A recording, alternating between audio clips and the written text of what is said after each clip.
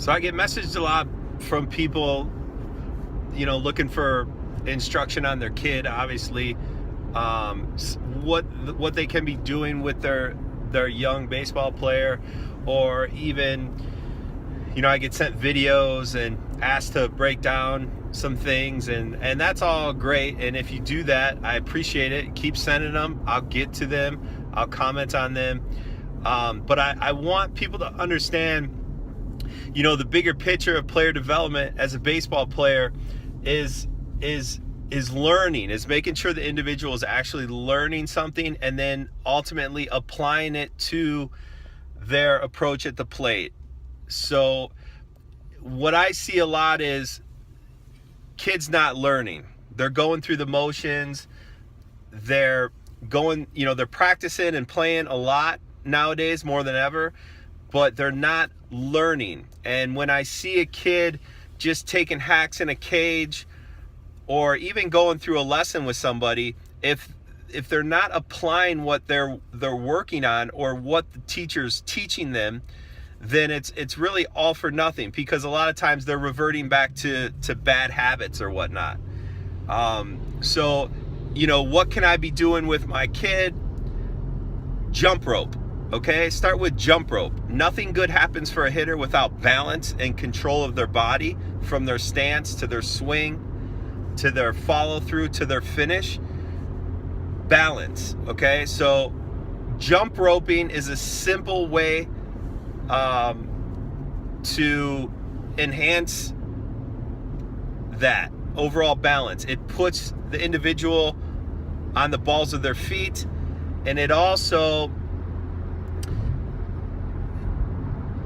implies hand-eye coordination as well.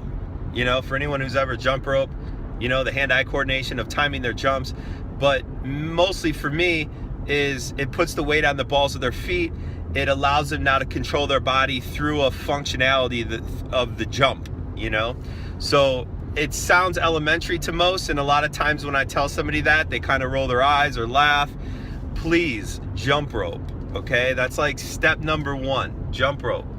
And it's easy too, so there's really no excuse. If you don't want to jump rope, then how bad do you really want to learn about how to hit and effectively enhance your approach through mechanics and all that other stuff? So start with the jump roping.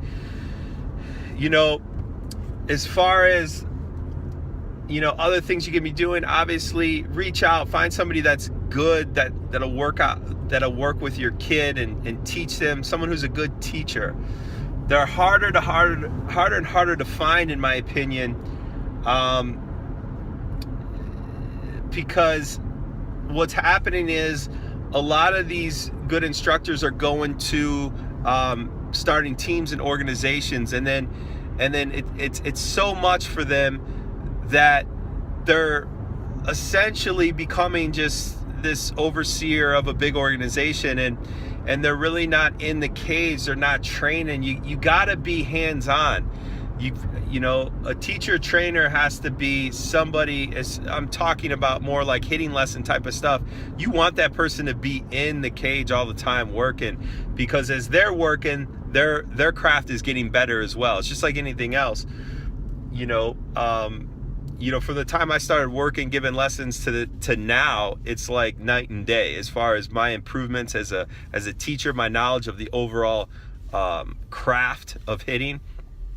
So that's important. I don't just want to be dealing with a volunteer coach or somebody who's being pulled all different directions and not really giving lessons often, or not working with hitters often. I want that guy who's basically dedicated his profession to working and training with hitters. That's the type of guy you're trying to seek out. Are they everywhere? Absolutely not.